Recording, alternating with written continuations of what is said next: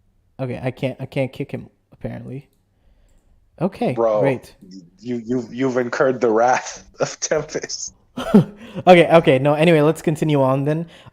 Anyway, so interesting information that we get here with Nero talking about how like we understand that the public got to know that he died of a disease, but somehow Nero, who's been a bird for 500 years, who's apparently completely dealing with the grimoire, she apparently knows somehow some a secret that the common public doesn't, that Conrad did not die of a disease. I don't know how she knows that.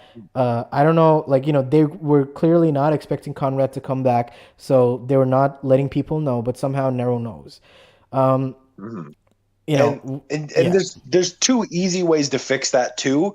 Either just show her watching it as a bird in that first scene, like just show her in the background, like yeah, maybe when you set the scene, you can have the bird fly in, land on, because it comes in from the aerial shot of the exactly. arena, right? Have it Hmm. be like Nero landing, witnessing it, or Yeah. just have her be like, Julius confided in me because, I used to work with a Wizard King. Hmm. Julius was kind enough to trust me with this information. No, but even Uh, then, though, right? Even then, I guess. Okay, okay. Also, why the hell were they making an Imperial sword sheath?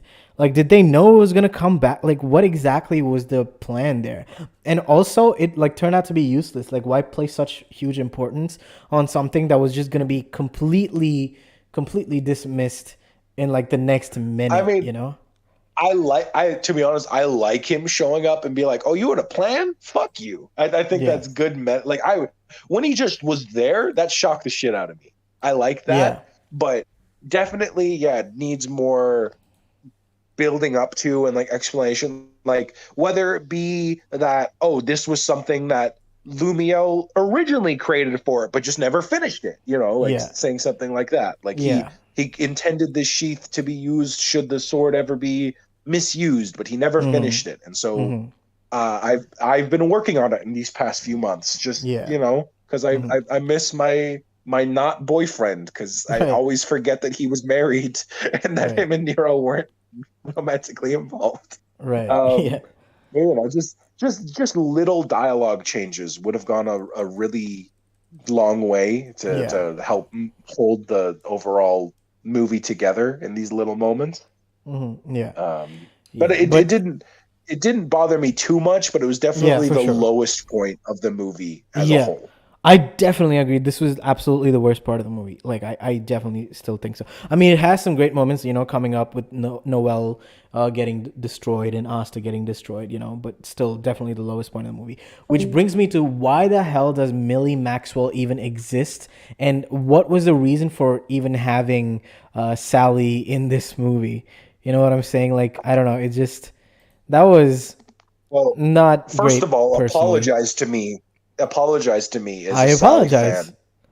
I The reason she was in this movie was to get that shot of her deep throating the tubes of I magic. honestly, that's literally why she was there. You're so right. Yeah. It's so right, and it was so worth it. And it was I would how For dare sure. you trying to take that from me, Right. first of Of all. course. My bad. Uh, Yeah. but second of all, was this Millie's first appearance? Like, First and only. was Yeah. Millie created for this movie? She was. She was. I like, dude. She got what do you call it? What do you call it? Oh my god, I forgot. Like, when they first had the website up for the movie, we had like that information of all the Wizard Kings, right? She showed up with them, bro. Like, I don't know what to say. Like, Okay. they had a I specific thing for her, like, in along with that. So I was like, okay, she's gonna be important. But no, she did fucking nothing. The only thing that her and Sally did was, like, I thought initially it was Vanessa, by the way, with those red ropes, those red threads that like Yeah, me bind too. him. Yeah, I was like, okay, cool. Vanessa, the Black Bulls are somehow here too. When, it's the most secure place, Conrad just shows up, no more explanation, and then no explanation. I mean, I guess, we get the explanation of Marks, right? But then how exactly does he still show up? There's a reason, right? They go through the trouble of telling us that there's like a security password, that there's like a, like there's like a literally large physical, gap between how you get there and everything. And also, you know what? Like, as I know that we have like futuristic shit in the story, right? With Morris and his like monitors and everything like that. But I still found it really weird to see modern, you know, like things happening with like the steel pipes and everything like that. You know, it just I don't know. It didn't feel fantasy enough to me. But yeah, you know, whatever. Fair. I mean, I guess I'm so used to it after the Candelos and shit that I'm just like, okay, True. they just have No, but technology that's powered by magic. no, but like So Candelo still feels fantasy enough for me. The monitor is definitely not, but I've not seen that in the anime, so I'm not like, you know, I'm not become super dissatisfied with that yet. But yeah, like just seeing the steel pipes and everything, it just made me feel some type of way for sure. And what was I fair talking enough. about? Yeah, and then yeah, this entire sequence, the fact that they like by the time that they get down there, everybody else is defeated is you know is insane. Like they're all really were bums, and then Yami, of course, being the goat that he is, you know, let a way out for all the other characters that they were able to escape and everything. That was really cool, and you know, Yuno showing up, of course, as usual, very cool. And you know, Conrad, about like you know the Finral punching scene that you were talking about, amazing. And Noel, dude, the way that he's like, yeah, your brother, he's a piece of shit. I can't believe they let weaklings like him become Magic Knight captains. And then Noel's rage, bro, yo, it was so fire. I really That was enjoyed that. awesome when she angrily cried because she thought he was dead. Because they showed him bleeding out too. Like, obviously, we know he couldn't Yeah, die, but like from yeah, her yeah, perspective, there, yeah. like He definitely that was was dead. Yeah. awesome to see her like have violent rage. Yeah. Yeah, because they later confirmed that Nozel isn't dead, and then she lights up. So she definitely thought that Nozel was dead at that point. So Yeah. No. One yeah, hundred and then percent. him like actually stealing her magic, and Asta's like, "What did you do to her?" And then he was like, Conrad being like, "You know what? It's better if I just show you." And I was, you know, when Asta was like, "What did you do?" I was like, "Bro, did you not just listen to like the last 10 minutes of Sakurai talking, bro? Like, come on, like you know what that magic is doing. He like literally used the key and like did something to her grimoire, so of course you know what that's gonna do." But yeah, like the Sea Dragon's roar, him using her spell, saying her spell out loud, it was like so crazy to me. And yeah, Finral getting bodied again, Dude, cool. Yeah. what this the second I realized that that shot that they've used in every trailer with the water around Asta's eyes when he goes black mode was Mm-hmm. because he was hit by Sea Dragon Roar, It's I crazy. freaked out. That's when Yeah. I like screamed for the first time in the movie. Right. Yeah, it was really cool. Um, And then this is when like having seen who Asta is through Marx's memories, Conrad is like, "Bro, you know what? Let's have a chat." You know, and then he tries to get Asta on his side, which I really enjoyed by the way. Like the fact that Conrad like looked through the memories and then was curious about Asta, you know, curious enough about Asta to you know, find the memories related to him and then be impressed by what Asta and who Asta is, and then realizing that he has to come and talk to him because of how similar they are. I really enjoyed that. But you know, one more thing that I want to talk about was like how contradictory Conrad was because in the previous, you know, the segment, right? Conrad was like, "Who is that peon peasant anti like no magic boy? I can't believe you would even ever let him into the, you know, the Magic Knights, Julius." I was like, "Bro, like, come on, what are you doing?" You know, it was like that's yeah, not I know. you. Very out of character. I feel I feel like he was honestly just trying to talk smack at that point. Like I don't think he True. was trying to be discriminatory. I think he's just like, wow, the Magic Knights must have really fallen if they're letting dudes with no magic in now. You know, Yeah, I yeah, think that's all he meant. But yeah, I can see what you mean. But I yeah. mean, It feels granted, wrong the to whole me. point is that he is a hypocrite. So even then, I think you could say I it works, even don't. if it goes against. Okay, I don't think the point is that he's a hypocrite as such. Well, I not will that he's get a to it. hypocrite, but that he's going about it the He wrong has way. Sorry. contradictory moments.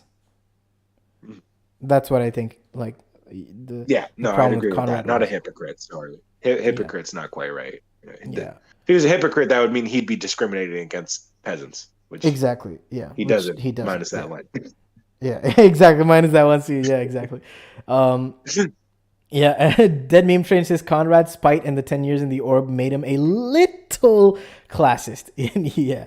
And Zaldonic says, or he wanted to annoy Julius. Yeah, completely fair takes. I definitely understand. but I still very much dislike. So, but yeah.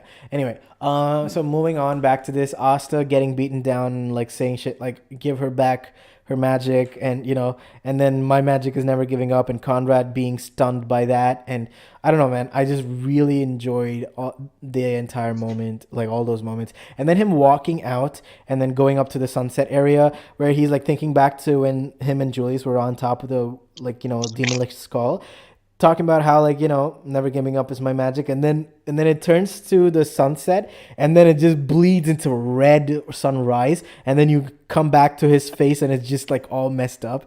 Oh my god, I really like the directing over there. I think that was really really cool. Incredible. No, Conrad's relationship with Asta the whole movie is fantastic, and I think is such, especially now in the manga with Lucius's relationship with Asta, the contrast could not be better. Yeah, it's actually amazing seeing these two different wizard kings. One who views Asta as this nothing, this flaw, this horrible thing that has to be removed from the world, versus someone who views him as a successor, as a true wizard king. Yeah, it's just so good, and I love how gently he talks to Asta too. Like, again, even though he's the antagonist, you can he was smacking that boy around. Yeah, you can you can see why this man became Wizard King. Clearly there's a good guy in there who cares for people, who inspires people. It's just he's been twisted and he's going about it the wrong way. Yeah, so and saying, "You are me." And I'm you, and we were similar. We want the same things. Oh my god, it's the much better Yuji Mahito moment. Like, I mean, come on. Absolutely, yeah. Talk to those JJK frauds, Jujutsu jokers. Jujutsu jokers. Yeah, Tabata did it first in Hungry Joker. Anyway, I am you. We had that scene. Yep. Yeah. So Tabata go. Anyway, no. Anyway, do you have anything to say about that scene? Tempest, if you're back, please talk. If not, then I don't even know why you're here. You're messing up the. All right, let me see if I can. I still can't disconnect him. I don't know what's going on. Anyway, do you have anything else that you wanted to add? First of all, just that shot of Asta getting hit by every magic attribute, the slow motion, detailed shot of him, and then oh my god, it just looked incredible. And amazing. Again, the bloody shot of him on the ground where all he can say is "Give Noel back." Oh my god. Just very cool. It really, I did not expect to get emotional during this movie. I was like, yeah, this is going to be a nice little hour-long Sakuga fest. Yeah. And it was really cool. It was. But I got real shonen with it too. Definitely. Yeah. So, while that segment as a whole was the weakest part of the movie, it paid off at the end there in spades. Yeah, definitely. No pun intended, I'm assuming. Didn't even mean that one. Yeah. All right, so after this, we got the Golden Dawn hideout scene with Noel waking up with no pigtails. Thank God, Tabata. Thank you so much for not giving. Not Tabata, the anime staff. So long. Yeah, she looks so much better. Genuinely, the design is a lot more palatable to look at without the twin tail or whatever the fuck you want to call that hairstyle. Tragedy. Well, I like her twin tails, but she's very pretty. I've always disliked her twin tails. Even when I was a kid, right? I was fucking 15 years old watching this shit, and I was looking at twin tailed Noelle. Why does she have her hair like a 9-year-old? I don't like this. Go to hell. It's a cute hairstyle. I mean, I don't know, man. But yeah. Okay, now when I was 15, I guess I was a little older than that. I've drawn my line in the sand. You went too far. Yeah, went too far. Yeah, that's the one thing that's a little too far for me. Yeah. No, anyway, so I really enjoyed her design like that, and then Asta giving that whole speech, and okay, so one of the things that I had, like I said, I was talking about how I had a problem with Noel here was when Asta was giving his inspirational speech, or sorry, not before that, so Noel wakes up, and then the rest of them hear Asta fall to the ground, and then they turn around, and then Mimosa runs away. I was surprised that Noelle just sat there looking like, oh man, damn, that's it. And then she had nothing else to offer. Like, she's just standing there. I feel like he fought for her magic to come back, right? So I feel like I'm just, I don't know, I'm just a little salty, I guess, that she didn't do anything in that moment, where I feel like her character, she would have been more in character to have like gotten up and like tried to like go to Asta. She could have not gone, right? Yeah. But yeah. To be fair, she thinks her brother is dead and she has no magic. So Fair enough. But they also could have done more with that. Like, they could have shown her really despairing if they wanted to sell that. Mm-hmm. Yeah, she which is fair. But I did really like when she did get up and go join Asta, because like, the crux of her character. No, I agree. Like the fact that she's the first one to. Yeah, like the fact that she's the first one to be like, you know what, Asta, like, let's go. Like you have, whatever, and her like her being the first one to respond to Asta's speech or whatever, that made up for it in my opinion. But again, like it was the small sour moment for me was that. And I'm getting flack in the chat already. Meme Train says Noelle just woke up and she's still recovering from the sudden lack of magic. To be fair, agreed, fine, fair enough. Zaldonic says she was also injured. Leave her alone. I'll leave her alone. My bad. Damn. But so I'll eventually get to the problem that I had, the biggest problem that I had in my first watch through. Which, by the way, just spoiler alert, was my biggest problem in the entire movie. Even in my first watch through, I was so surprised at how badly he was handled, as a character throughout the entire movie. But I'll get to that eventually. But yeah, Asta's speech was great, and then him rousing up the other Magic Knights was great. Like they were all like talking about evacuation, and then we can't handle this on our own. And then Asta's like, "Shut the fuck up, bro. We're the Knights. We're supposed to do this shit, bro." And then them realizing, oh shit, this exiled Magic Knight is telling us how we have to act like real Magic Knights. That was really cool. I don't know, I really enjoyed that. And the Bulls coming back, and then Vanessa hugging Noelle. I was like, oh my God, I was so happy that we got like a big sister moment from Vanessa. And, like the relationship between the Bulls was a little bit, very realistically, depicted. I don't know, I really enjoyed that. And absolutely, Vanessa creating Asta his hair like band. New headband, yes. Yeah. I love that. I really, really liked that. So yeah. Oh, the return of the imbecile. How's the mic? I can't hear your shit, bro. What about now? It's like so low. Yeah, he's talking. That's how low it is. Okay, It's like you're almost crying. That's how bad it is, the volume. Wow. I can't hear Jack. Emo said he went from microwave to going into another room completely. Yeah.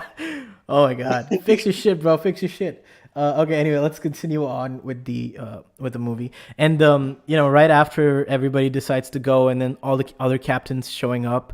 I don't know, like the other Mary Leona showing up again, classic in character for her to do what she did.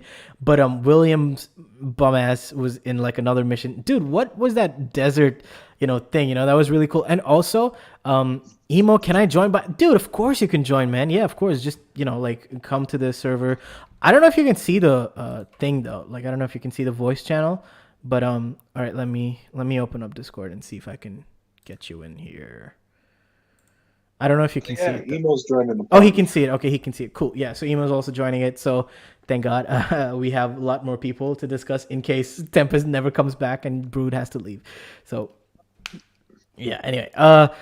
So yeah, after that, what was I talking about? Yeah, William comes back. He was on a mission in like a desert. Where do you think that desert was? Do you think still it's another Diamond Kingdom battle that we were seeing? I feel like it's just some shit in a strong magic region. But desert seems more like the Diamond Kingdom region, to be honest. It feels a lot strong more magic region near the Diamond Kingdom. Or mm-hmm. It would have been nice if they were like, hey, yeah, we were helping defend the last bit of the Diamond Kingdom that's being invaded by Spade, because they have that tiny little corner. So it would have been nice if we got some word, especially with all the other characters that make cameos like Fonzel and stuff. I get not showing Mars because obviously his return's got to be a big deal in the manga. You don't want to spoil his right, new design in the movie. or everybody just forgot about his character. It's possible. That too, but like, who gives a fuck about Ladros? We could have saw Ladros or like just heard their names. Like, we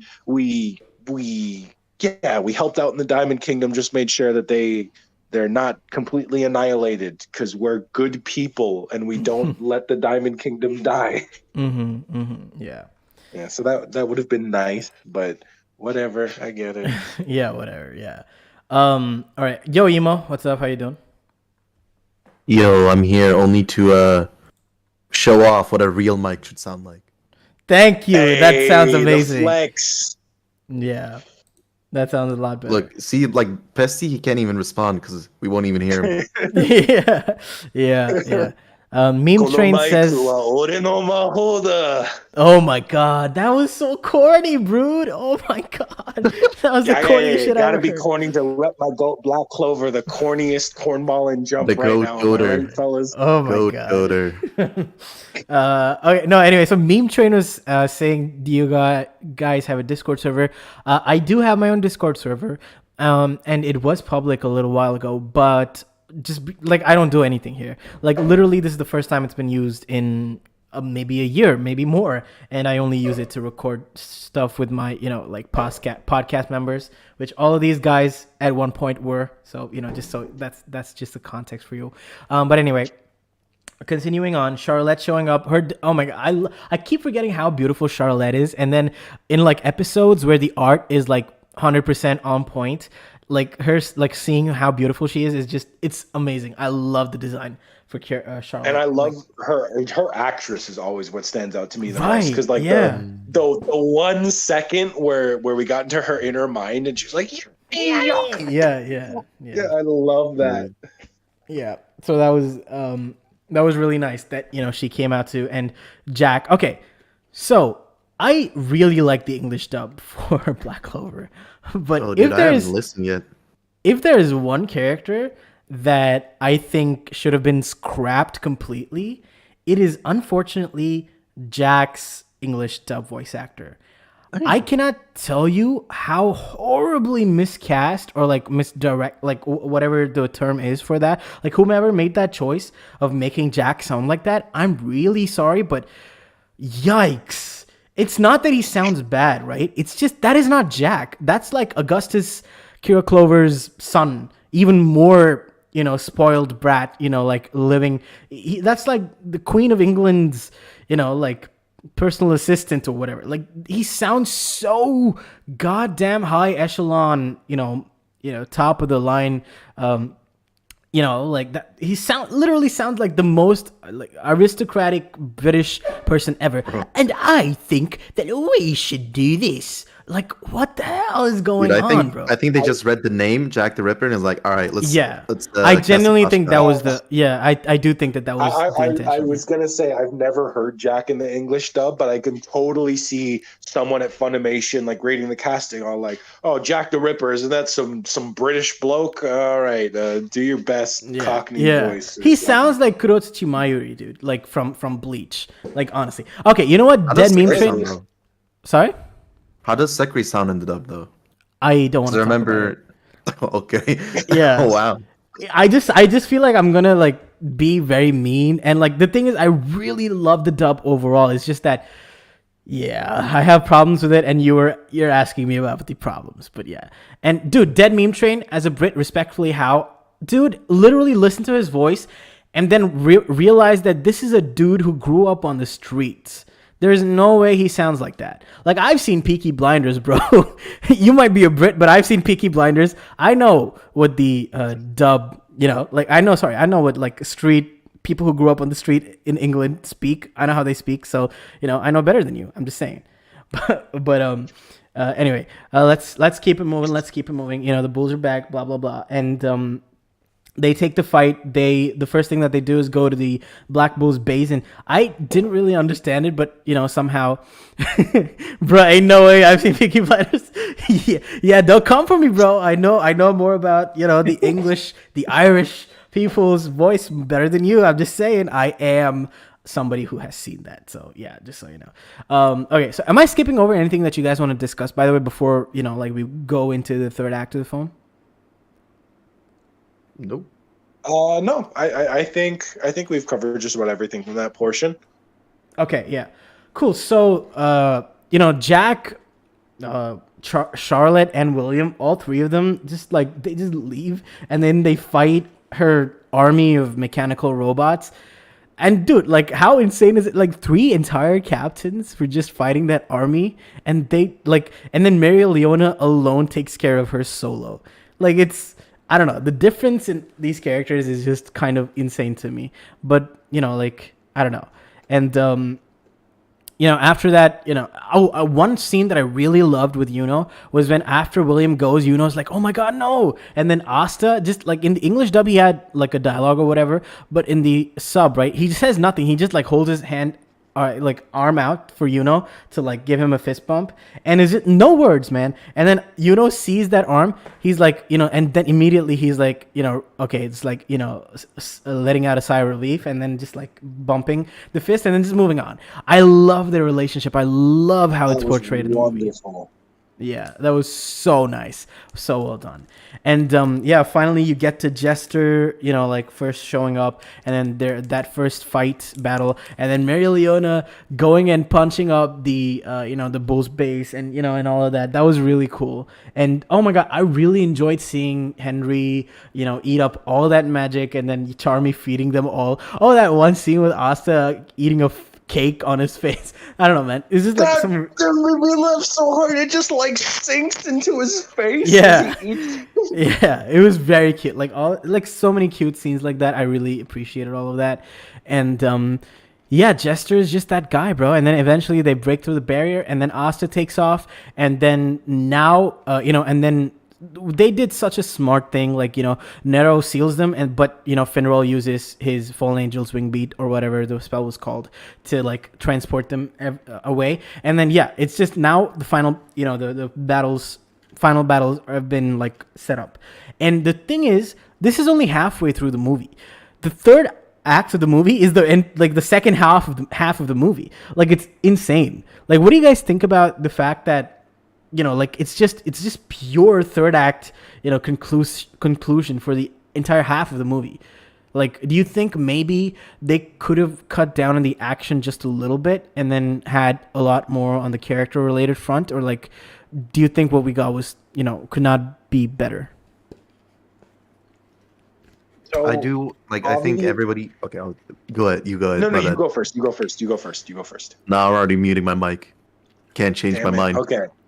All right.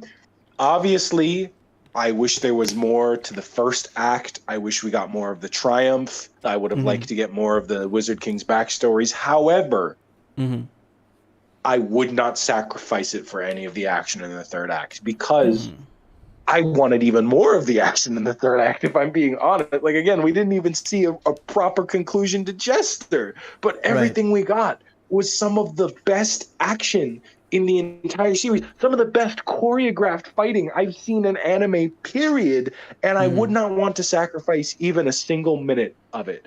While I absolutely wish more was fleshed out, that's also just a Black Clover thing in general, because, love me the Land of the Sun arc, but I could have done with literally a whole other volume there, just seeing the world, but that's not what Black Clover does, Fair enough. And I wish it did it more, but what Black Clover has always excelled in is just amazing action, amazing fighting, set pieces, breakneck pacing, and I feel like the movie embodied that really well for the most part.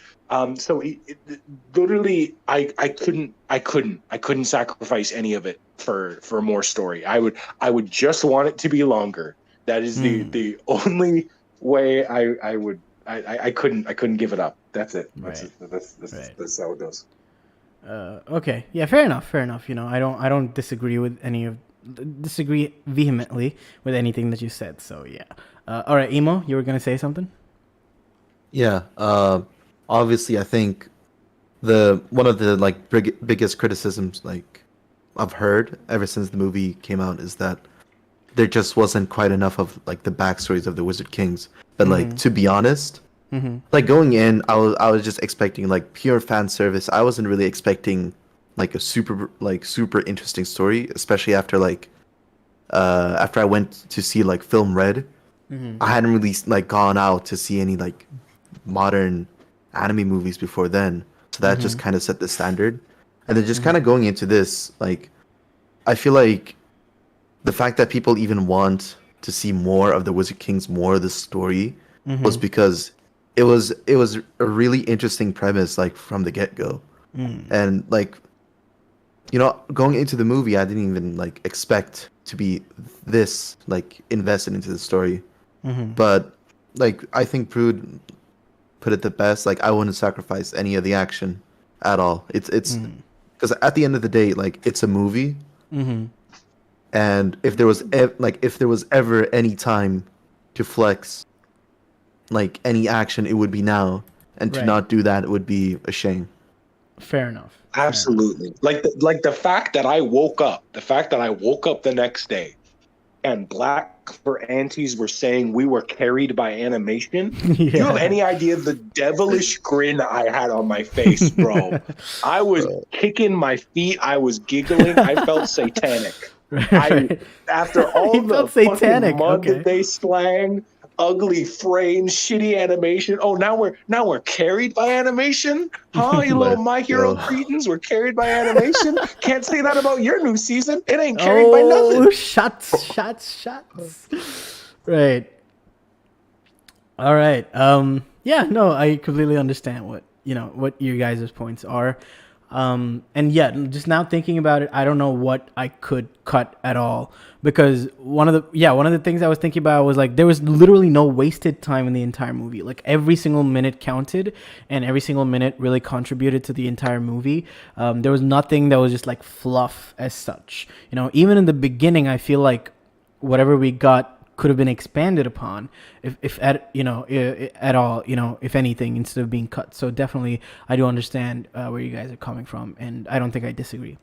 All right, now I think it's time to move into the final phase of the discussion. So we'll break it up into 4 parts for each Wizard King. So first we'll start off with their backstory, and then we'll go through the entire fight and like basically everything else that's connected. But before we do that, let me just go through the live chat and then see what I can parse through, because there was a lot of stuff that we missed, talking about whatever we were talking about. Also, Yeah, go ahead. One quick suggestion I'd like to make. Can we go through the Wizard Kings in like reverse relevant order when we talk about them? Like, can we go from like Edward to Princey to Jester to Conrad? Yes, definitely. That's my most interesting. No, definitely that's what I plan to do. So yeah. Excellent. Okay, sorry. Go to chat now. I just wanted to confirm that. Great. Okay. Let me see. If you think about if you think about it, Lucius is pretty much Conrad on a larger scale, which means he might have a similar backstory.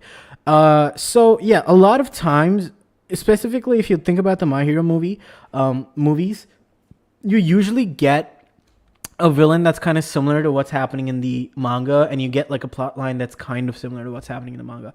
So it's the same case for this too, right? Black Clover 2 right now, right? Like, Conrad and Lucius have very similar goals, and like a castle in the sky, and like killing people, reviving people that are worthy. It's just that the way that they're going about it and like their nuances are different based on like who they are. So I wouldn't be surprised at all if they have a similar backstory, but I just personally think that Lucius is not the kind of person to be motivated by a death of a loved one. I think he's a little too psychopathic for that. That I don't think it would mean like much for him. I think it would take something a little more selfish for him. Like he had a disability, right? We know that. So I feel like the way that he was treated should have been more, how do I put it? More important to him, would have been more important to him than his loved one getting mistreated, or like, whatever happens to them, knowing him, yeah. Oh, you finish your thought first. Yeah, and anyway, like knowing him, he would have probably done the killing of his loved one because he's just insane like that. Yeah. But yeah. I was gonna say, yeah, bro literally groomed Xenon. I don't think he's motivated by loving anyone. Just gonna Exactly. throw that out there. Dude, even if he has a sympathetic backstory, it's gonna be, I want to make everyone equal because I was born unequal, you know? Right, So like, right. Yeah. even if it had an initially noble intention, it'll come from a place of self rather than an external factor. Yeah. All right. So, which was your favorite fight? Because I have a hard time choosing. Oh, that's a good question. Before we get into the individual, breakdowns. What about you guys? I'll go last. Brood, Emo, Tempest, if you're here. Sorry. Repeat what you just said. Which is your favorite fight of the four? Okay, Tempest, you go first. No, bro, I can't. I think bro Emo, moved like 2 rooms away this time. Yeah, you sound even worse. I think now. he just left the house completely. All right, I have a really hard time choosing between the Mario and Pincia fight versus the Asta Conrad fight. Okay. Same. Let's do something. Well, let's remove the Asta Conrad fight. Like, then is it Alright. just Princia? Oh, okay. The Mario Princia. Easy. Yeah, It's a wash. easy. It's a wash. Easy. Really? Okay. Interesting. Not even Because close. I was gonna say the same thing, right? But then I realized I had a huge problem with that fight as well from Princia's side.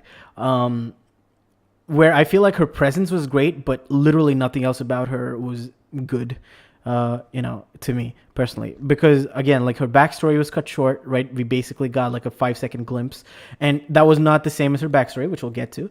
And then we also did not get to see the actual final fight, so I was not a fan of that. Same thing with Jester, right? We didn't see the actual final fight. Whereas for Noah versus Edward, we actually saw the final fight, and then it had an emotional conclusion. It's just that his presence, while cool as it was, no pun intended, it just was not as bombastic as the other two. So I do understand, like, his presence is just not, like, carryable in comparison to the other two, just like, yeah. But anyway, he had a proper emotional conclusion and everything like that. So it is definitely difficult for me. But the one that definitely got an emotional, full guttural reaction out of me was the Princia versus Mario. So I definitely agree with you guys there. All right. They remained in prison. So this was when we were talking about Leo and everybody. So Zaldonix thinks that they were put in prison like Yami and the other captains. It's possible that we just never saw them, and only free the captains. Definitely possible. It would have been nice to see them. That's all I'm asking for. Yeah. Anime Master says I got the reference of Yami saying that I don't want to relive past blah blah blah in the dub. So yeah, definitely the dub made it a lot more obvious. So I definitely understand why you would get it there. I like the way that they explained Conrad knew where the research base was. Yeah, I definitely like that too, that, like, we got to know, he didn't just show up for no reason. Like, he saw the memories and he knew this. But how did he get here, with like so many layers of geographical, distance, like underground. I don't like. Conrad getting the memory magic in general, I think, is one of the best things the movie could have done. Yeah, to explain a lot of things. I really like that in the first scene, he doesn't even acknowledge Asta. Like, I remember Jester's like, oh, looks like we got a new toy, huh, Conrad? And Conrad just doesn't give a shit. Yeah. And then as soon as he knows everything about him, he's like, wait, he's him, and I'm him. Yeah, and I need him. Yeah. Okay, that's a little okay. But yeah, I get you. Like, they piss off, man. You know what I mean? Yeah, I know what you mean. Okay, anyway. All right, Conrad. Kaiser, I missed my punching bag. That's so sad. Kaiser PTSD, I'm assuming. It's, PTSD. Yeah, sad boy. I want a whole series in the past. Yeah, I definitely agree. I want a whole, like, previous generation, spin-off for sure. And I do want, like, an entire volume of, like, all the Wizard Kings, with each of them getting their own chapters. But yeah. His magic is both altruism and selfishness at the same time. Interesting way to phrase that. Yeah, altruism and selfishness. I don't like that. Yeah. Jester speak, absolutely. Jester also supports a strong barrier at the same time.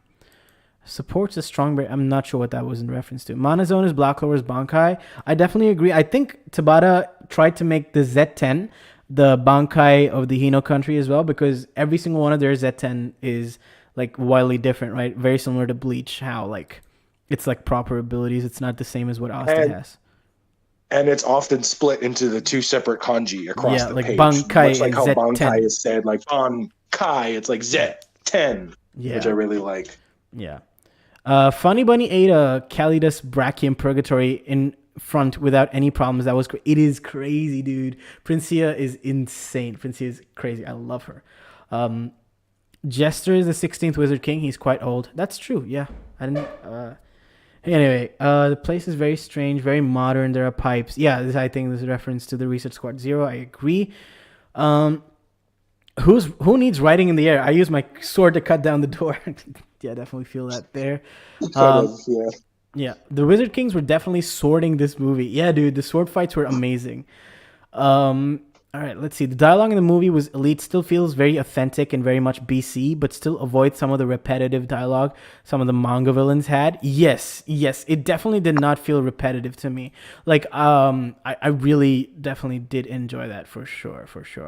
All right, let me see here. Also, I think one thing that really added to that, I really like that at least in the Japanese version, Conrad only ever finishes the sentence, "Not giving up is my magic," twice. He says it once in the flashback, and then he says it in sync with Asta at the end, if I remember right. Right. And then like every other time he sort of like trails off, which I really like.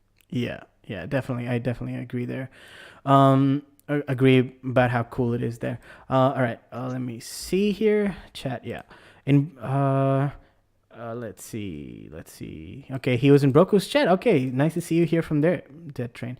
Millie showed up being a baddie and then did nothing. Yeah, heartbreak. Yeah, for sure. It sucks. Yes, Queen, give us nothing. Security's pretty tight. How far down are we going? Yeah, they 100% knew what they were doing. All right, let me see here. Lola ain't got no time to catch a flight. Yeah, right. Hey, at least it comes with the idea that the place is important. How much is branch 0? How much?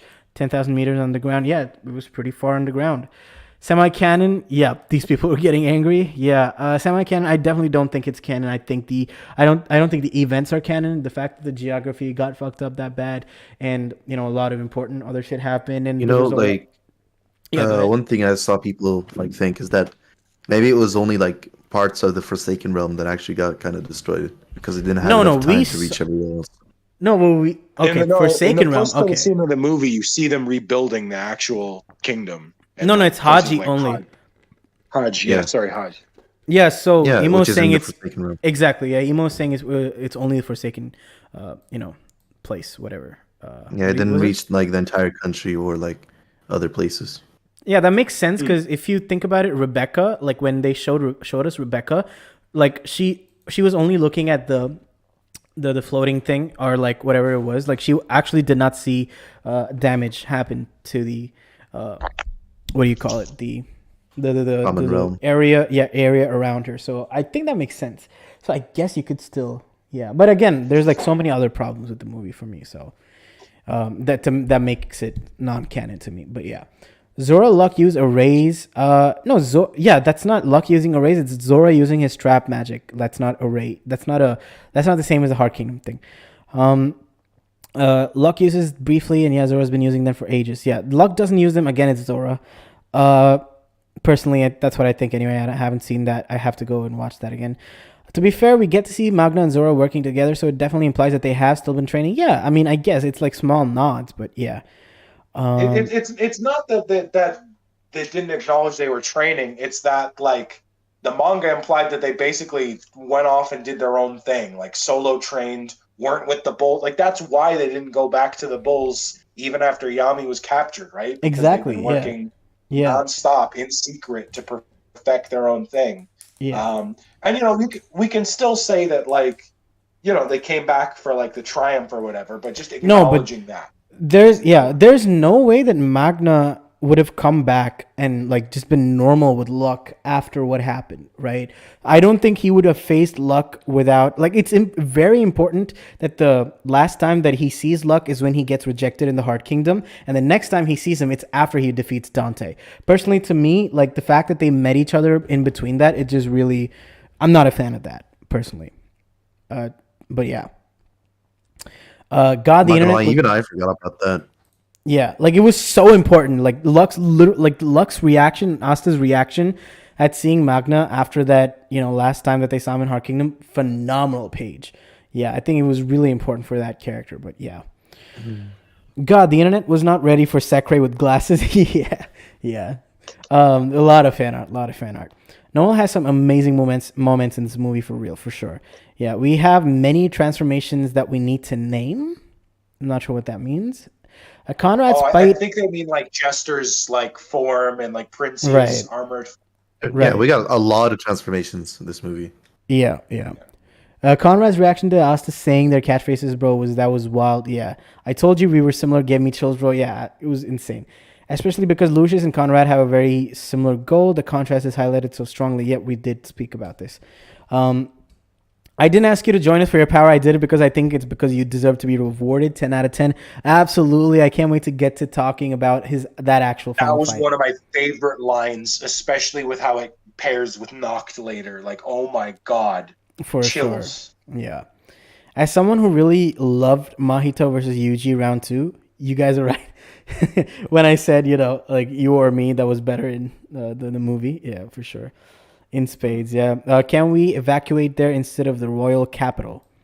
Can't we evacuate there? Oh, right. Okay, you're talking about the Squad Zero, like not Squad Zero. What am I talking about? Research Squad Zero. Yeah. Like, why not go underground instead of the royal capital? Like, yeah, in the manga, right, against Lucius. Like, why the hell would people? I don't know. I did not. I found that to be an incredibly stupid strategic move. Very unstrategic, rather. I think maybe like if it's that far like underground, like first things first, Lucius would know of it since he has the same memories as Julius. Of course, yeah. Secondly, like if they're all trapped underground, it's probably even easier to kill all the citizens. Yeah, why doesn't Lucius just bury them then? He could bury them. Yeah. Fair enough. Yeah. All right. Noel just woke up. Okay, yeah, we read all this. You also mentioned this on Broku's stream. I think this was... Okay, I don't remember what this was. But yeah.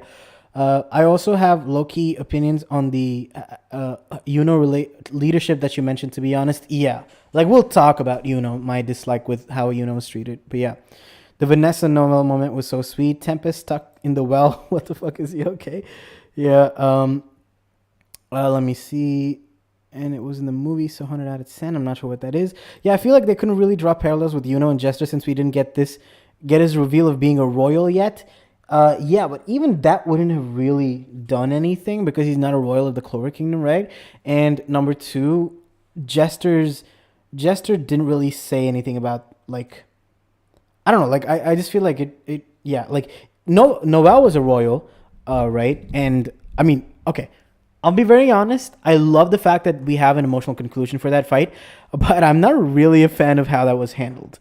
Like, oh my God, you're a royal, but you're actually nice? Okay, wow, the Clover Kingdom can be saved after all. Okay, bye, bro. Like, I was not a fan of how it was done, but I am a fan of the fact that it exists. So, there you go. It was the desert where Luck and Magna went. Luck and Magna went to a desert, like to look for. I think they that did. Was to look for a dungeon, right, for Asta's arms. Yeah. Right. Okay. That's where they learned how to become Super Saiyan. Right. Yeah. Charlotte's VA fucking kills both dub and sub. Yeah. I know Noelle's dub VA be hoarse after she finishes screaming. Yeah, for sure. Sakurai's VA is the same as Mira Jane. Oh, I don't remember her voice in the dub, to be honest, in the fairy tale dub. All right, Mary Leona built different for sure. Asta's voice actor been killing it for sure. It was the bass or everyone walking on brooms which sounded better to you. What? Okay, again, I'm not sure what that means. In the dub is just a hey to get attention. Yeah, I know, but I like the fact that it was silent in the sub. Also, when two captains are risking their lives, I sleep. When his captain risks his life, Captain Vengeance. Yeah, yeah. That is what he does. That is Oh my god, Oh my god, so many messages, guys. I was watching movie reactions on the screen where Asta was eating the cake, and one of them said Noelle will be in for the ride of her life. Okay, nice. I'm just gonna move past that. Not gonna lie, I think the movie could benefit from being a bit longer. Oh, bro, I believe it could be benefit from being an entire 12 episode season. So yeah, Cook Brood, bro is making food right now. Okay. I like that the fan club appeared. Yeah, that was fun. Yuno's fan club made canon from the movie. I mean, we have that canonized in the manga too, I think. So yeah. Bro, the Black Clover is finally carried by animation tweets sent me. Yeah, the whole idea of the triumph as well. That's such a cool concept to just kind of throw into the world as some spice. Yeah, for sure. I'd be talking a lot. That's fine. Thank you so much for chatting. We appreciate that. Conrad and Lucius are so interesting to compare and contrast for real. Absolutely bloody fascinating. Yeah, I think they're definitely worth a video. If Broku can do that, I would be eternally grateful because I'm not going to be doing videos. Anytime soon, at least. Lucius seems to be more like the type to try and optimize suffering out of society. Red Sun style more than anything. Red Sun style. You guys have any idea what that means? Nope. Okay, moving on. Tempest oscillating between dimensions right now. Yeah. Don't slander Mommy Leona. What? There's no way. I would not slander Mary Leona. I love her. Black Bulls versus Edward. Love teamwork. Continue. Yeah, that was some great teamwork for sure. We do get some context for Princey's personality, even in a small section of her backstory. We'll get to her backstory. Kind of similar to how Xenon backstory implies stuff from the other Triad members, I guess. We do see him use ski magic to make what are essentially portals. Fair enough. Yeah, if you're talking about how he got into the Branch Zero. Yeah, fair enough. I think when the Spade Invasion arc gets adapted fully into the anime, we'll get a second movie.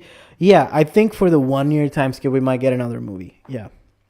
Or we might get a Hino movie.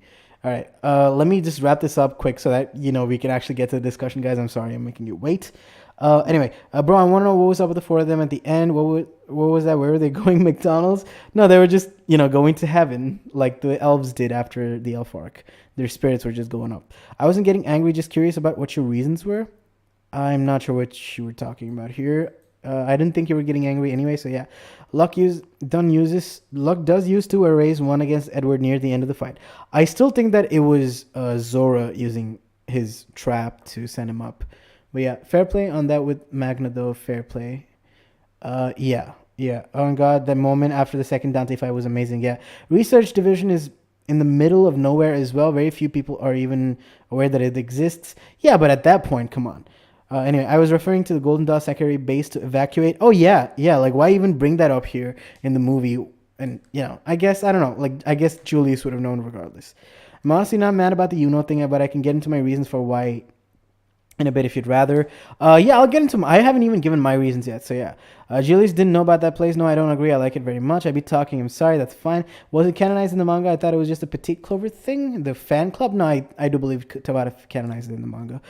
Superman Red Sun. It says, oh, okay, Superman Red Sun. Right. I know what that is. Okay, I forgot your chat now, though. Okay, you know what? I'm not... Lucius seems to be the type to try and optimize suffering out of society.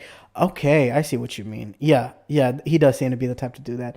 That was when you were talking about people getting angry about the semi-canon thing. Okay, I mean, obviously I was being facetious about the anger, but anyway, we're done. Okay, I'm done with the chat. Okay, guys, my voice is like, my throat is killing me. You guys have to take over for a few minutes if you can while I go get some water. First off, Brood, if you can just talk about the backstory of... what were we doing again? Edward, Princia, Edward, Jester, Princia, then Conrad? Whatever the order was. Can, Emo or Tempest or Brood? God forbid Tempest, but like one of you take over, talk about, what you felt about each Wizard King. Tempest, we still can't hear you, honestly, bro. Is it just me or is he like even quieter? He is definitely even quieter, yeah. I think he's driving to the airport currently. Okay, for leaving his house wasn't enough. right. Yeah, he's on the way to the thing. Okay. Conrad's final form is probably a little Easter egg for Tabata's previous work, Hungry Joker.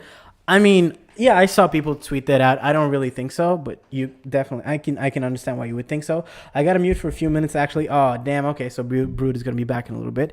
Fair play. Autism. I be missing social cues sometimes. That's completely fine. I'll be there to explain myself if you need me to. Brood muting. Yeah. Okay. Anyway, Emo, can you take it for like a couple minutes? I'll go get some water for myself. All right. Given the fact that it's just me now, hello guys. My name is Immorality. You guys can follow me on Twitter. Okay, I'm just kidding. You can do that. I don't mind. All right. No, but like starting off with Edward, I was almost gonna say Edward Weevil, it's One Piece, but dude, I really liked his fight and the fact that all the bulls actually like just a thing in general. All the bulls throughout the entire movie just had amazing teamwork, and I feel like that's something I kind of need more in the manga currently. But well, it that could actually be a possibility with the latest chapter. But, Yeah, with Damnation coming up, right? yeah. Like But dude, like just seeing all the combos, like them just quickly taking Edward and Princia out of the fight, that was just fantastic. Like it's like trap card after trap card after trap card. Yeah. Like first off, they just seal their movements, seal them, and then Finral opens a portal inside the seal, and then shoots his little projectiles to take them to like favorable like destinations. It was really good. Yeah. Yeah. That And was- like, dude, Yeah. Go ahead. Yeah. another thing about like the Edward fight, like holy shit, like I'm not gonna lie, that like the creatures he spawns in, it just kind of look demonic. Dude, no, not demonic. They look Well, Bible yeah. accurate, angelic. Yeah, Like right. Evangelion-esque. Yeah. Yeah, dude. Like his spell, like dude, his spell World and Martyr, where he just spawns in the giant beast, and then it just crushes like the smaller previous beast, beneath its palm. I was like, holy shit! And then like that one scene where it's just like walking around and shooting laser, it just looks like an animal. Yeah, it was Dude. crazy. It was insane, and like I think he was holding back as well. No. Oh damn, Brood left. Who are you talking about? Edward? Yeah, because he was talking. definitely He was was. like, he was talking about like, yeah, this is me going easy on y'all. Yeah, that was crazy.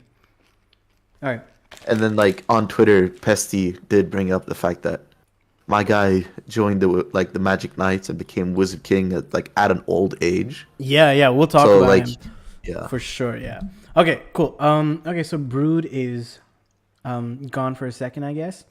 Okay, but anyway, so that's fine. We'll talk about Edward in detail now. Cool. So initially, the way that his story starts off is that what is he? Is he born a royal or is he born a noble or a peasant or a commoner? Do you remember if they mentioned that? I don't know if they mentioned that at all. Okay, so but he just goes into no, they say he's a man with a promising I just saw Tempest's messages. At this point I don't even know what to do. I even found my old headphones that were fine before. I don't know, that cracked me up. All right, poor Tempest. He says okay. noble. Yeah, he's a noble? Okay, yeah, that makes sense. Wait, who says noble? Tempest. Where? In hashtag important commands. I don't know why he's jumping around in every single channel of the Discord, but Wait, okay, he's on Discord? Okay, he's talking on Discord. Okay, yeah, he's just typing here and there. I see. He left. He's Oh, he still left, typing. okay. He's typing in important commands. I can do what I want. Right. Okay. I've not been seeing the Discord chat. Okay. Anyway, unfortunately, I have to get going now. Oh no, Brood is leaving. My roommates need a hand, and my great grandma just called about errands too. Love being here, and I wish I could have talked more about the final act. Oh man, that sucks, Brood. But thank you so much for coming on. Appreciate you being here as usual. Loved having you on. Thank you so much for being here. All right. Anyway, let's get into the final act then, full on. Okay, Tempest, can you speak now? Let's see if it works now. Oh, I see a green circle. I heard him. It's like, bro, his voice I is don't hear so anything, small. but I see a green circle. No, I heard him. It's so small. It's so sad. Dude, I he's don't at know, the man. airport. Yeah, maybe.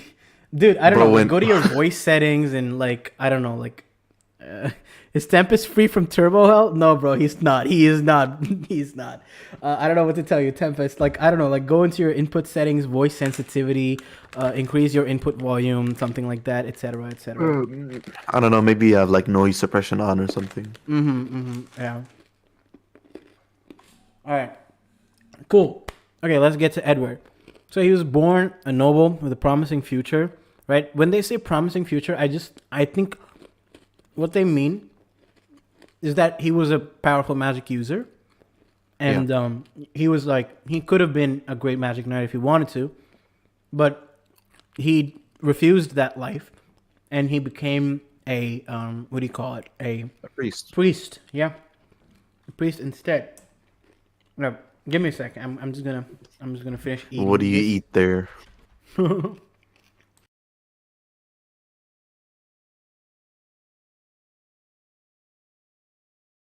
All right, there, done. Okay.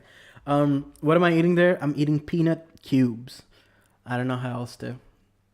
Like, it's just a bunch of peanuts and jaggery. Yeah, it's very cool. It tastes very nice. No, yeah. So what was I saying? Yeah, Edward, promising. Yeah, he was probably going to be a great magic knight, but he chose to become a priest. Is there any like? Do we get a reason as to why he became a priest? They say that like most of his time, like before becoming a priest, he spent his like listening to like sermons of priests, and then Okay, he yeah. learns that like there are those without magic power or that are like discriminated Low. against, and they live in harsh conditions.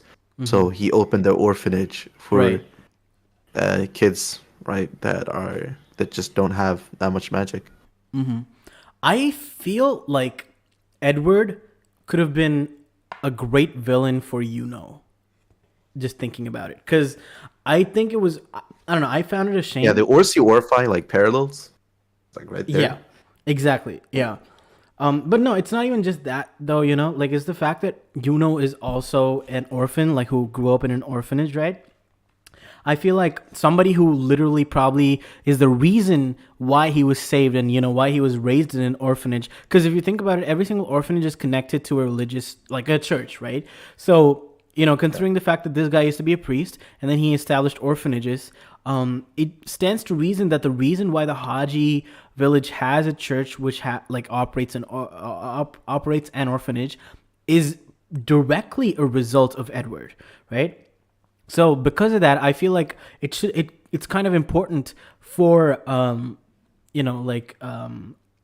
Asta or to have interacted with him. But Edward literally the only thing he does is like, damn, this magicless brat should die immediately, so that he doesn't suffer. And we get nothing else from him, which is related to these two, which is kind of disappointing to me. Because again, orphanage, religious, these guys grew up in a goddamn church, and this is a man who lost his faith. He's not a believer anymore. So I don't know. These were like such interesting concepts that probably you could have tackled with, it's like, Yeah. I grew up in an orphanage that was established by you. Why are you doing this? Like, you made such a positive impact on the world. Why would you try to destroy the world that you have impacted positively? I understand the problems that you faced, but still, even though you faced so many issues, and you feel like you can't believe in the system anymore, you clearly did some positive. Again, I'm just saying, there's a lot there that you could tackle. You could have tackled with or Asta there, right?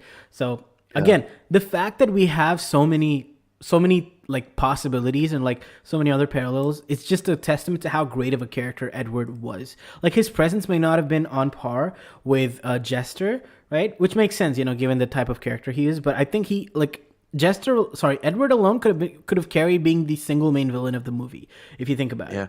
Right, just that theme. If that was the angle that they were going for in the movie, Edward would have been a great, phenomenal antagonist. He still is, but it's just that him fighting a royal, I don't know.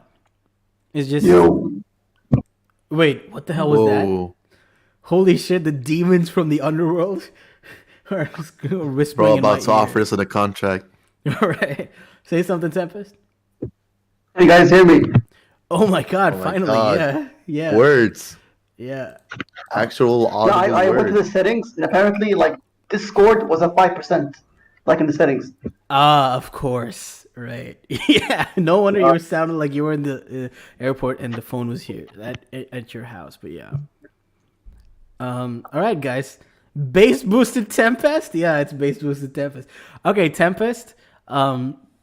Let's talk about whatever you want to talk about because you've been missing for so long.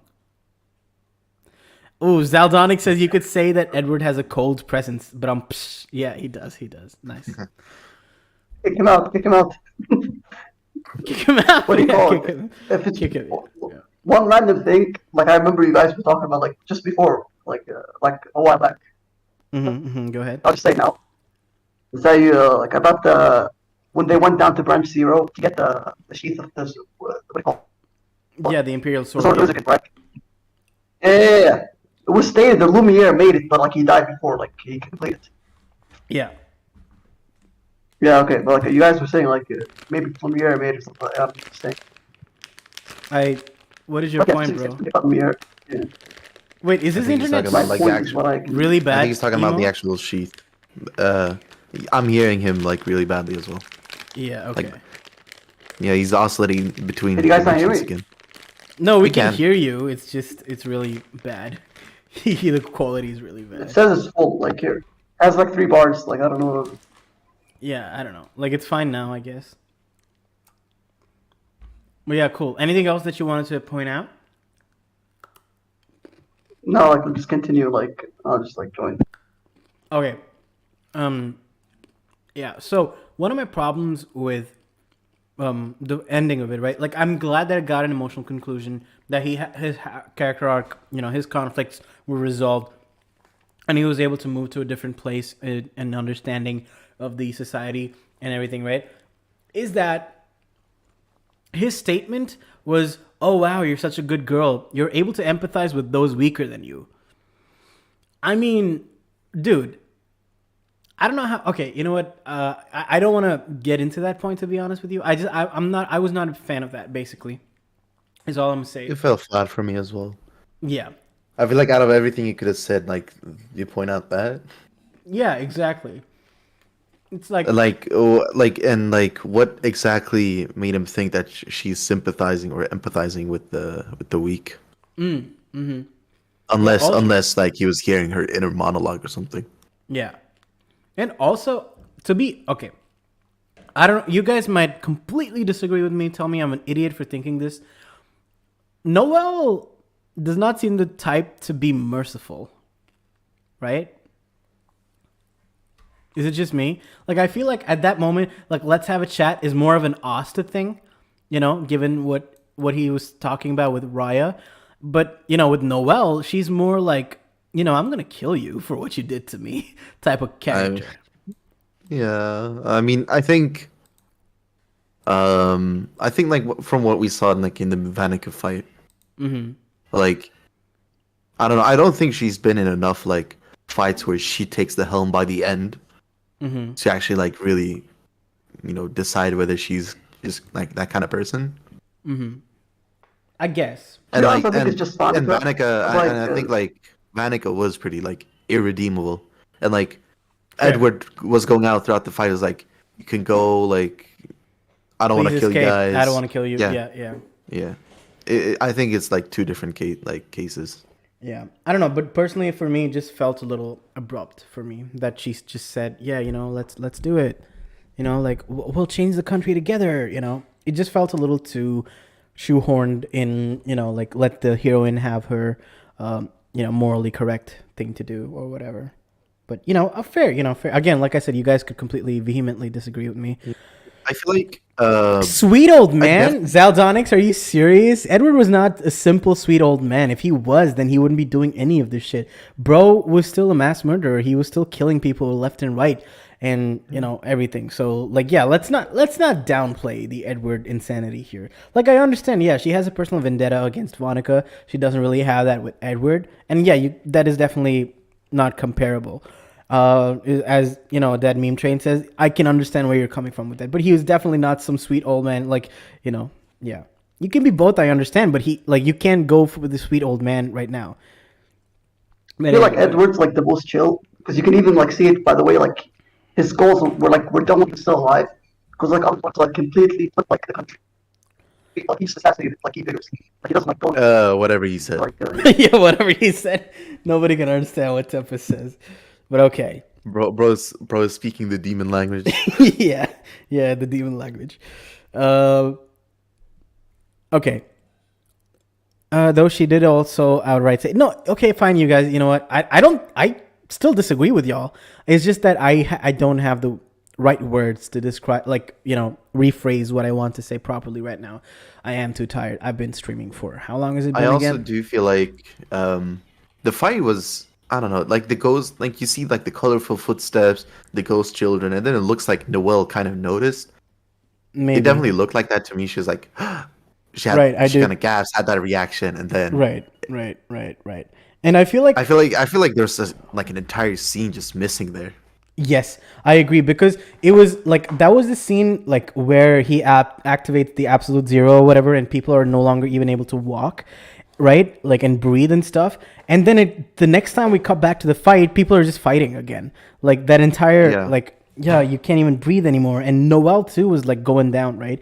So that entire thing, just definitely there was a cut scene there. I feel that was left on the cutting room floor that could be added back for sure. And yeah. All right, I think that's it. Pretty much it for the Edward fight, right? Anything else that you guys want to discuss that we've not touched upon in that fight? I mean, the great teamwork was great. I really enjoyed seeing all those characters, go all out. And then Zoro is snarky as usual. Really loved the dialogue. Lux battle, sequence is great. Gray doing some useful things. That was awesome. I'm just a little sad that Charmy didn't do anything specifically special. But yeah, Gordon. I think she's still back at the base feeding people. Oh yeah, fair enough. And what's her face? Gray transformation magic or whatever, transmutation, whatever it's called. And again, like the bulls being useful individually, it made me happy. Gordon using his poison magic too, like all of them. And Gauche X Noelle's shadow cloning her. Oh my god, that was really fire. Yeah, Noelle, great stuff. Like, she was talking about how, I've also resented this world and this life, but there were people who acknowledged me and lifted me up and everything. I really enjoyed that speech of hers. And beautiful, beautiful shots. And yeah, really cool magic, like you said. So yeah, Edward fight was great. Let's move on to the Jester fight. I wanted to just, mention one more thing before we move on. Sure, yeah.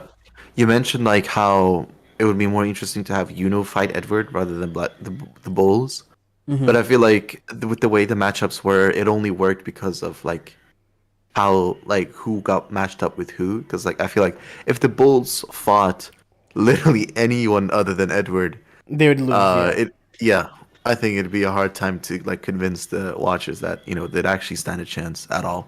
Yeah, for sure. And for that sure. they wouldn't I understand. I just meant obliterated. from a character thematic perspective. Yeah.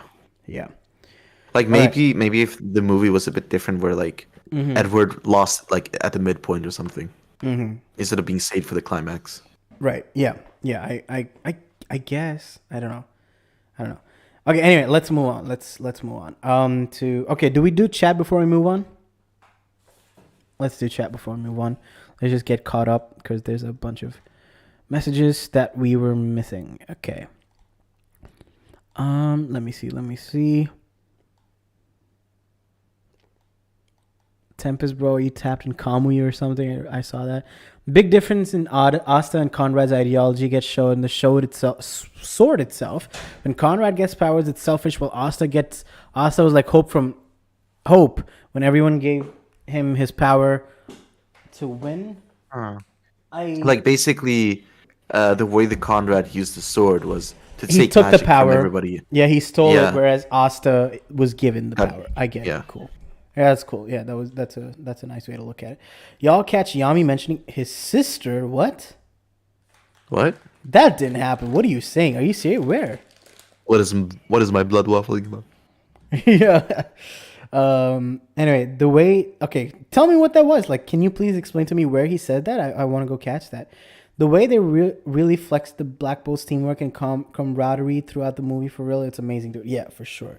Word Indomata was such a wild moment as well. Yeah, and let the record show that this is me going easy on you. Fire, absolutely fire. And yeah, Brood, thank you for showing up. Yeah, goodbye. Is Tempest free from the turbo hell? Yeah. Bro's going through it right now. Yeah, it's so cute. What do you eat there? Okay, yeah, I spoke about that. I've heard people say that Edward opened the church in Haji. Does the light novel say anything about that? Was that just people making that up? No, what it says is Edward opened up a lot of churches that were also orphanages. So basically, it's just an implication that whatever he created is a reason why the church in Haji ended up being an orphanage as well. So yeah. Edward got the Orsi and Lily parallels for real, for sure. I'd honestly argue any of the 4 Wizard Kings could have been great solo villain for sure. Like no question about that. I think every single one, like if properly fleshed out and expanded upon, had massive potential. Yeah. Base like as a boosted- villain group, I really like them. Yeah, I think. Imagine like if we had the original idea where like all the Wizard Kings are just there. Yeah, That'd be that too would have been nuts. great. Yeah, that would have been great for sure, for sure. Oh my God, Tempest left again. Is he gonna be back or not? I don't know. All right, let me just put chat right over there. Okay.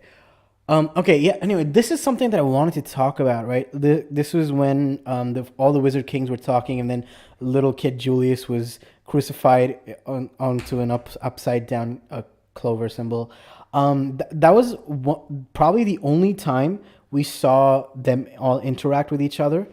I did like that quite a bit. I did like their interactions, all 4 of them, because they were like, yo, you better do the shit that you're talking about, because this is what I believe, and it better, whatever you're doing better end up, doing what I wanted to, type of thing. And I really did enjoy that, for sure. All right, 1 second here. Yeah, and I really did enjoy that for sure. And there was something that I was wanting to talk about, from that moment. I can't remember it right now, but yeah. All right, Tempest crunchy for real. Maybe the massive rant she gave at the end. I'm not sure what that means. That's entirely different, Vonica. Okay, yeah, let's move on from all of those.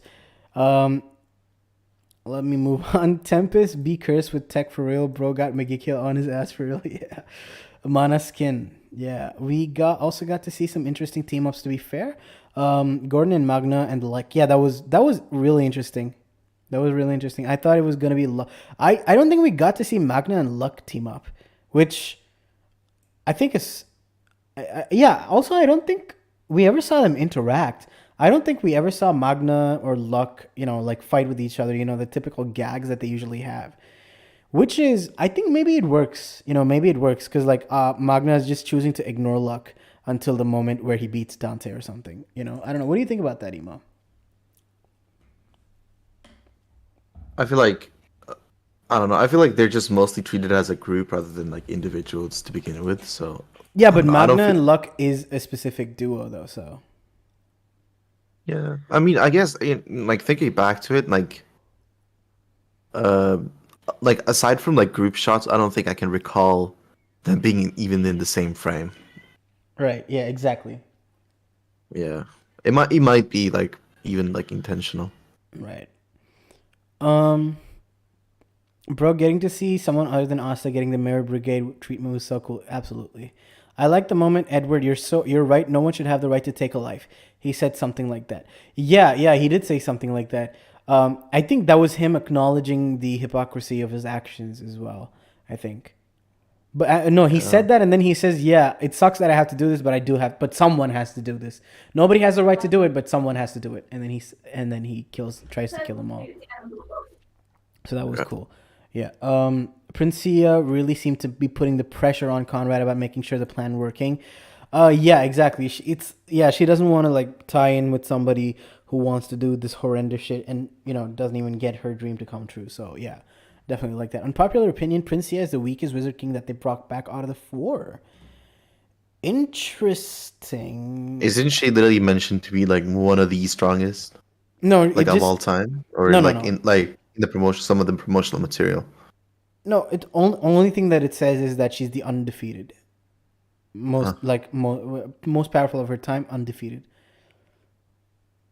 So yeah. Honestly, I think for the type of magic she has, Mm-hmm. I think she's more specialized in like wars and stuff. Exactly. Yeah, I don't think it's a specific dual type of situation where she's like great, like Yeah, maybe and like against even Conrad. then, Yeah. she still makes it work against someone Yeah. who's insane at like fist fighting and dueling and close Exactly. quarter combat. Yeah. Yeah. Also, the massive rant thing was about rant Noel gave to Edward at the end of their fight. Right. Yeah. You mentioned you weren't sure how Edward knew about Noel's true nature. No, That's not what I was talking about. But anyway, it I doesn't think it matter. was me. Oh, but Okay. Okay. But anyway, it doesn't matter now. Let's move on to Jester. Jester had one of the coolest backstories, but literally not a single. Oh no, wait. What else? What else? Yeah. Okay. Yeah. Okay. Never mind. Yeah. So Jester had one of the coolest backstories, but the fact that it was not even slightly it referenced, right? It's didn't. crazy. Yeah. Yeah, like Conrad got a flashback. Princia got a small, like, moment. We'll talk about it. Edward got like a full, like like a couple seconds there of him, on the floor, burning blood, all that stuff. So, like, you could, like, there was implied depth to all of them, right? But for Jester, literally nothing was there. And I do think it's a big shame, and I do think it's 100% what happened is that, his fight got cut, literally got cut. Similar to Edward, like, I do believe that one sequence was cut. I think for Jester, the most important sequence for him was cut, which is tragic.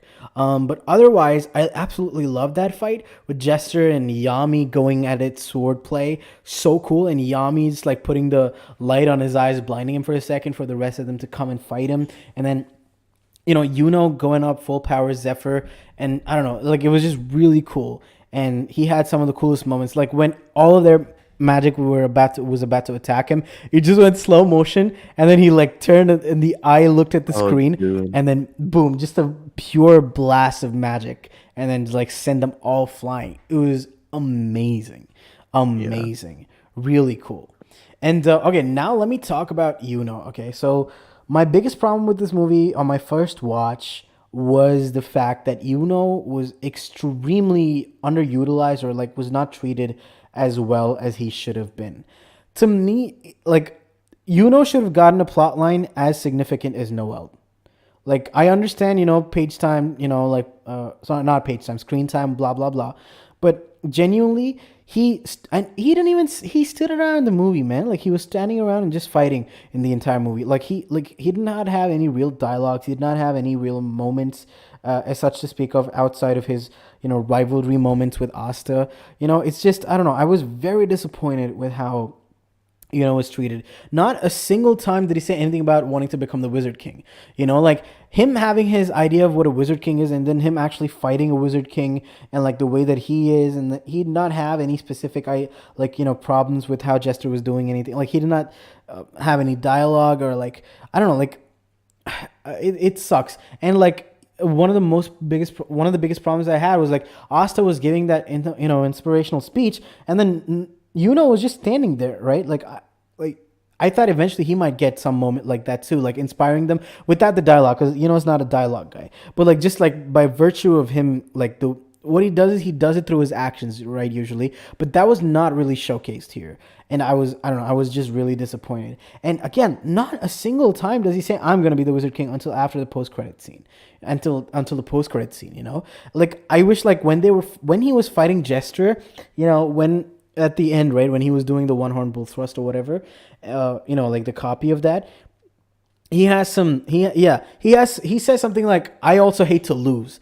It's like, when did Jester say anything about hating to lose or whatever? That was the perfect time to be like, you have no idea what a Wizard King should be. You're like, I'm going to be the real wizard, like proper Wizard King, like something like that. Again, the dialogue was just like, yeah, I get it. That's one of the facets of his character, but like him wanting to become Wizard King is a lot more important to him than, being a sore loser or whatever.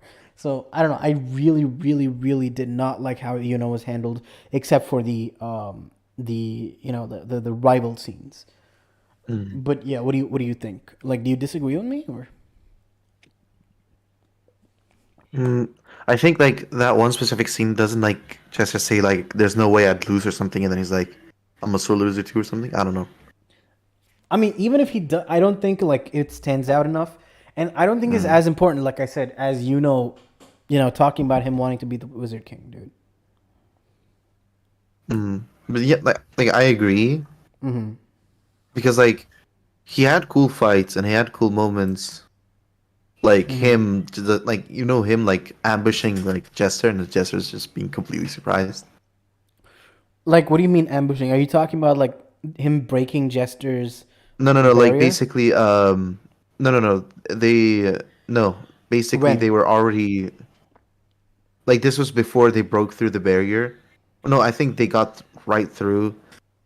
No, I can't remember. It was either right before that or right after that, What did he do? where basically Jester find like they just oh yeah, it was right before they had just teleported away Princey and Edward, right? Mm-hmm. And then here comes Jester, and he's like, oh, Wizard King never gets caught off guard, and then He just gets caught catches him off off guard. guard. Yeah. No, I mean that's not really what happened. It's more like him like helping Asta break through the barrier, more like. So Yeah, yeah. yeah, but I don't know. I still jumped out of my seat during that That scene I don't know. because To me, that was not a moment. That to me, that was like an Asta and moment. I But yeah, still like found it one of the cool. one cool thing that did was like, like Jester was like, oh, what are you doing? You're such a fool, bringing me down here. And then it turns out, no, he was just rescuing the captains. That was cool. Yeah, Yeah, yeah. Like, where are that you was even aiming fire. at? Yeah. And yeah, my God, like Nozel is like such a bum.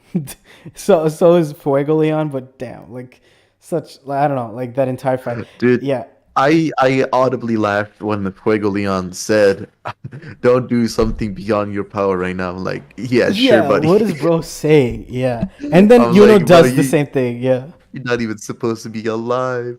Yeah, exactly. And oh yeah, so one of the okay, you know what? Let me not go back to my problems again. Let's just move on. Is there anything else in the Jester fight, guys, that we've not spoken about? Just, your time in the chat, just let us know. All right, let me go up and see what you guys are talking about. Jester was definitely making more use of the power of the sword than any other wizard. Yes, that's there too, because he was talking about like I don't care about the the island or whatever anymore. I'm gonna use all the power. That's when he started sucking it up, right? Yeah, and he was the closest to the thing anyway. No, I mean at the end of the day, Conrad still obviously used most of the power from the sword, right? But yeah, Jester was the one who was using it more than Princia or Edward for sure. Let me see. I don't know what this is about. Yeah, Jester had a couple moments that felt cut. Yeah, definitely. Yeah, Jester, Edward, Princia, for sure. All of them definitely did. Doesn't Mary Leona have advantages when it comes to elements against Funny Bunny? She almost beat her.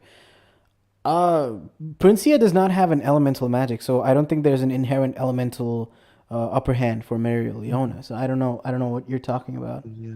here. No, I originally thought the one with the like chess-like magic would be Chester. Yeah, definitely. Definitely thought that too. It was very surprising. Okay. Like I said, didn't have enough to him to have moments like that at the time. Yeah, like there are definitely not enough moments. No, are you okay? Never mind. Okay, I really like the part where he says nobody knows what's good and what's bad. Yes, yeah, and Yami also agreeing with him. Yeah, you're absolutely right. We don't know. Yeah, that was a really cool moment. I really thought that was really neat, and I just feel like it could have been better if we knew more about Jester. Yeah. Yeah, I actually do have. Where is it? Fuck it. Yeah, I do have a take on the thing, to be honest, with him not having as much dialogue and all of that. It was to do with the whole thing about Jester mentioned about putting everything on the line for his sake and Conrad's dream. When sniped Jester from the side while they were trying to get to the barrier. I'm not sure what you're talking about, to be honest with you. He's talking about the same thing I'm talking about. Oh, okay. Okay, cool. Yeah, I mean, yeah, we discussed that. Cool. I also watched wish had way more screen time. Yeah, agreed. Sorry for stealing the movie. Yeah, says the guy who has 3 power spell power left says this. I'm not sure what that means. I like how Jester was the only one who didn't lose. Yeah, agreed. Um, her soldiers are not made, are not. Oh, her soldiers not made out of iron or something. I mean, I guess steel or whatever. Yeah, but that's not real. Fire doesn't really have an advantage. I mean, I guess you're talking about melting or whatnot, but I don't think that's an inherent elemental advantage. Because if fast enough water can cut through metal, so you wouldn't really call that an elemental advantage. It's just it completely depends on the power, right? Like unless the fire is hot enough, you can't really melt it. So yeah, it's not really an advantage. Yeah, it depends on the magical ability and the capacity. So yeah. I mean, as a character, didn't have enough to him as a character to have moments like that. I definitely disagree. Like, I mean, we can do an entire analysis, but we don't have to. So yeah. We're not going to. So yeah. Don't forget to talk about his story. Jester, yeah, I'll talk about that. Yeah, I didn't get to explain my take on the thing. Yeah, go ahead. Because Spade is where he really shines, but it doesn't mean that there's nothing to his character pre-Spade. I just think that nobody really understands him until Tabata gave him a full, internal monologue. Noel said that he has disadvantages when it comes to Fuegoleon's fire. Has he? Okay, then yeah, I guess my bad. But again, the magic. No, but that's because it's Mercury. Mercury, It's right? not- Yeah, it's yeah. not. Yeah. It's not. Yeah. It's not close to being the same. Right. Okay. Okay, now let's talk about Jester's backstory. The reason why I didn't really get into his backstory is because of the fact that it's not really brought up in the movie, right? Like, if it's not brought up in the movie, what really is the point of talking about it? Yeah. It's kind of like the least relevant. Exactly. Yeah, it's not really relevant. Like one But thing honestly, that I would say like it's actually one of the more like interesting one because like compelling ones, yeah, definitely. yeah, because like it makes him more of a mad king, like a more radical like wizard king than the others, Yeah, definitely. Like, bro which wanted really to matches like conquer. his over the top personality. Yeah. Bro wanted to conquer the entire four nations, right? Like it's really interesting. And like, see, I mean, I understand he had problems with the Diamond Kingdom, so wanting to conquer them, I would understand. But he just said, "Let me do the entire continent. Bring it under my control." It's kind of similar. It's like Lucius similar to Lucius, right? It's about like making sure the entire world is changed. It's like, yeah, if I can't, like, clearly. I'm getting so many problems with all these places. You have to like destroy it, from the ground up and like, take control of it from the ground up everywhere. It's not just one place that you can fix, or something like that. So yeah, I did enjoy that aspect of it for sure. Like I think another interesting thing is that like across all the Wizard Kings, well, not all of them, but like several of them, they have the Diamond Kingdom sort of incorporated, and like there seems to be like some major war between like I mean we already knew they were kind of at odds from the beginning of the series, but like yeah, it's like, yeah. So I spoke about this with like- Broku yesterday. Right. Yeah, it's like every single one of these Wizard Kings has had an issue with the Diamond Kingdom, and even in chapter 1, Julius comes back from like a war or whatever, which I definitely assume is with the Diamond Kingdom, right? And then again, Lotus is fought with Yami, which I assume was the same battle that the Julius was coming back from in chapter 1. So yeah, definitely the Diamond Kingdom has been, actually even the Spade Kingdom was like, Xenon is talking about the rebellions within the Spade Kingdom and like the war with the Diamond Kingdom and all that, right? So yeah, it's purely to do with the Diamond Kingdom wanting resources because they don't have resources of their own, so they have to, like, it's a necessity for them. Like, that's the only way that they survive. Like, the war is how they survive because they have to go get the resources. So it's less about like one specific incident that sparked a big war. It's just about Diamond Kingdom needing to attack constantly. So yeah. Hello? yeah, I'm here. Oh, there you go. Yeah. I'm yeah, just so- listening. Yeah, but it is quite interesting that Tabata made sure that every single one of these, Wizard Kings had an issue with the Diamond Kingdom specifically, and then did not chose to just skip over the Diamond Kingdom arc completely. So that's great. But yeah. All right. Yeah, and I will say like I feel like it gives like the Black Clover world a bit of like history. Yeah. For sure. It just gives me like it just makes it a little bit more believable, or not Yeah. not really believable, but like Richer. I feel like yes, yeah, a bit more depth. Yeah, That mine exactly. was really cool. Yeah, for sure. Okay, basically that was because we see time and time again that Yuno inspires those around him. He's not the best socially like Asta is, and we have to accept. We also see that Asta is the one who inspires Yuno. So with that said, it implies that Yuno is kind of looking to Asta in a similar way that the other Magic Knights, albeit not the same extent, and also to see how actually others bring up like Asta does consistently. Yuno's a great leader strategically, but he doesn't have the same charisma that Asta does and isn't able to inspire people in the same way that Asta does. I definitely disagree with this. Yuno does it more through his actions. Yeah, I agree there, whereas Asta does so equally through actions and words. Sorry, Yuno's a character I relate to a lot, so I may be analyzing him too much. No, that's completely fine. Like, I mean, yeah, that's completely fine. No, I disagree with where you're saying Yuno doesn't really inspire people the same way Asta does. I think he really, really inspires people because you're right that Asta is Yuno's inspiration, but guess what? Yuno is Asta's inspiration too. They like that's what makes this rivalry so beautiful because they're both equally important to each other. Like Asta was literally crying in his bed because he couldn't fight Yuno in the Royal Knights exam, man. So yeah, definitely. And Longris is talking about how Yuno was a wind in their backs, for the Golden Dawn to keep moving forward and keep getting better and better. So yeah, it's definitely. He's definitely even an inspiration for them, and I agree. He's definitely not good socially in comparison to Asta. He's a lot more silent and everything, but I mean that he has different methods. Not that he isn't good at it. Yeah, no, I agree. But I'm saying, but the point of my point that I was bringing up with the movie is that they didn't showcase anything at all. So yeah.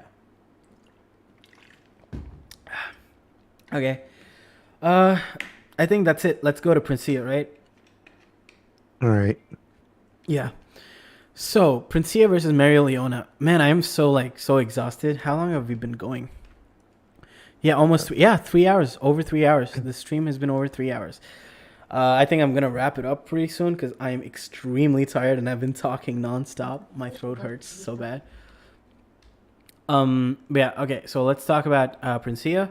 Princia's backstory actually has nothing to do with the movie either. It's just that they gave. So in the movie, we have a small, backstory for her. Not a backstory, like a small scene of her, a flashback type of a scene for Princia, where we see her standing on a mountain of bodies, and people get scared of her and then go away, I guess, right? So I mean, that was interesting.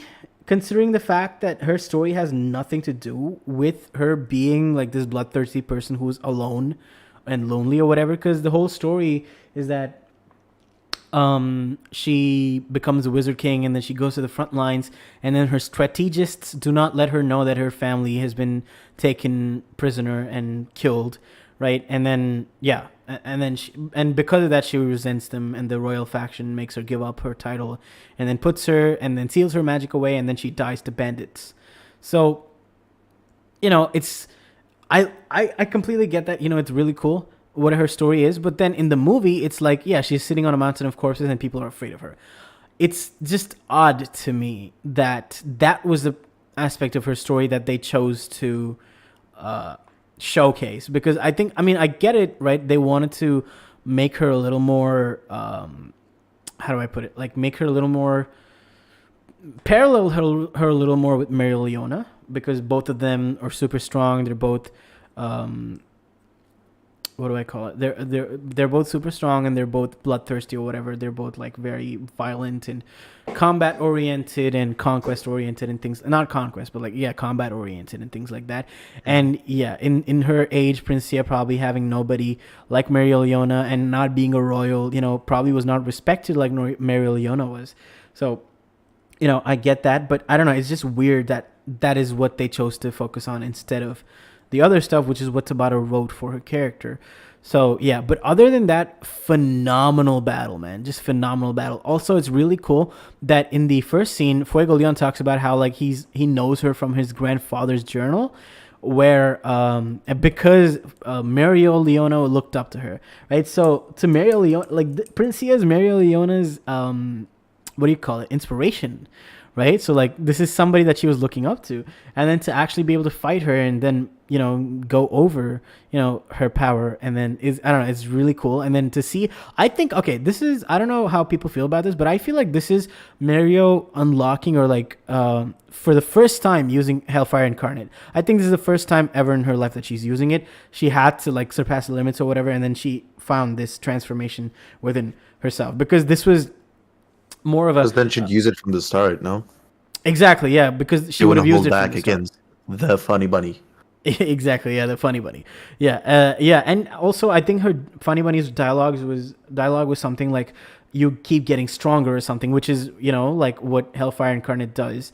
So yeah, I in my head canon, she definitely unlocks Hellfire Incarnate in this fight, and she like starts using it. And oh my god, what a beautiful moment of flashback for Mario, where like all her little brothers walk past her, like looking up to her, and she says, yeah, if I fall now, they'll laugh at me. And that just translates into like, I have to ensure that I'm the person that they all look up to, and I can't lose, because if I'm not the strongest, then they can't look up to me anymore, and I can't let them down. So just the deepening of her character, or like, I would say, I've always felt like Mario Leona's is a quite a complex character, but she's extremely one note on the surface. So many people don't see that and just see, oh yeah, she's Kenpachi. Like, no, I feel like she's always been a lot more than that, even from her introduction with her talking to Noelle and everything. So yeah, like I loved that, we got like a proper showcase of that, and Tabata, or like the, instead of going the way that Tabata does, the movie actually makes the casual viewer understand the depth that she has to her. So yeah. Dude, like it kind of like, it made me think a bit more about like the recent events in the manga, and like her having to like kill her own squad with the same power she's using in that scene. Damn, it just hits even harder. It hits super hard. Yeah, the fact that like she also considers the Guren no Shishio. Oh my god, why am I saying the Japanese name instead? Crimson Lion Kings. There you go. Yeah, I'm like a certified weeb at this point, man. What the hell? Yeah, like I couldn't remember Crimson Lions. I could remember Guren no Shishio. Amazing. Yeah, so the fact, she considers them to be her like little brother type thing as well. And then you're right, like actually having to burn them away with her own hand is just, that's crazy. That is pretty insane. That's gonna like hit one in minor the anime. nitpick. Yeah, go One ahead. minor nitpick is like in that scene, Asta says Mrs. Mario Leona instead of Sisgolion, which I just feel like was a tiny bit weird. But Oh, okay. So whatever. let me explain that. It's definitely not weird, because Asta, once he like sees her fight, or like once he sees her pass out to Raya on her feet, he starts calling her Mario Leona since then. He stopped calling her Cisco Leon, because that showcases him like, so initially Respect. he would, respect. And not only that, it's like, to him she was Fuego Leon's sister. After that, she's Mario Leona herself. So yeah, like yeah, that's, I don't know, like I when I realized that was happening in the manga, I was like, this is amazing, because it's kind of similar to never how noticed Luffy, that. yeah, it's kind of similar to how Luffy changes, like he's like using nicknames, and then he uses their full name, like our actual names, when they're a crewmate. It's really cool. Yeah. Yeah. All right. Yeah. Which is kind of weird considering he calls her Sisgolion in the movie. No, oh yeah, he does. Yeah. Yeah, when they first meet again. Yeah. I get, again, it's like very small. I mean, I'm sure that Tabata probably like didn't care enough to fix it, because again, to me, it's still just a movie. It's not the actual manga. Yeah, it's fine. Yeah, the actual manga is what matters. So yeah. But anyway, what else? I think that's it for the Princia fight, right? Yeah, I mean, I hated the fact that we didn't really get to see the final actual fight. So yeah, I'm also very like, sad. wasn't she like the oldest Wizard Kings amongst them? Yeah. Or am I misremembering? No, Alright. she is. Yeah. Wait, you're talking about like the generation from which she's from, right? Yeah, Yeah. Because she's 22. yeah, So yeah, which is insane. unbelievable. People are calling her mommy on Twitter, and she's fucking 22. Like, are you serious? Oh my god, yeah. Thank God I don't already post, man, because I was so and then, like, close. Yeah, and like the original idea was to make her like even younger, right? Oh my god, yeah, the whole point, like they were asking Tabata if they could make her a lolly, and then Tabata was like, no, fuck you.